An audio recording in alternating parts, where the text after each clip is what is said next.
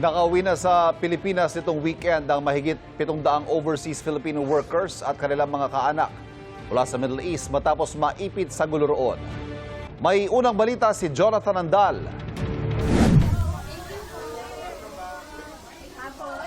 Panay ang pasasalamat at wagayway ng watawat ng Pilipinas ng mahigit 300 Pilipinong nakauwi mula Riyadh, Saudi Arabia at Bahrain sakay ng chartered flight ng OWA.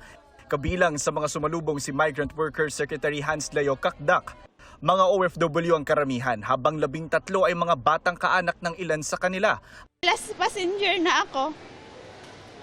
Siyempre nagpapasalamat sa Lord kasi nakalabas talaga sa lugar na yon. Ayon sa DMW, nakikipag-ugnayan sila sa iba't ibang ahensya para makapagpaabot ng tulong sa mga na-repatriate na OFW. Kasama na dyan ang DOLE kung saan magpapa-job fair din tayo, local and overseas jobs sa mga nanunumbalik na kailangan magkaroon ng bagong trabaho.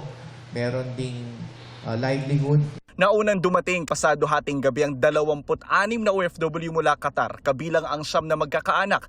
May mga nakauwi rin na mahigit 400 Pinoy mula Dubai, United Arab Emirates. Ayon kay Kakdak, isang OFW ang umuwing nakastretcher dahil na-paralyze siya matapos ma-stroke at ipagpatuloy dito on treatment. Ang pag-repatriate sa mga OFW ay kasunod ng patuloy na gyera ng Iran at alyansa ng Israel at Amerika. Itong unang balita, Jonathan Andal para sa GMA Integrated News.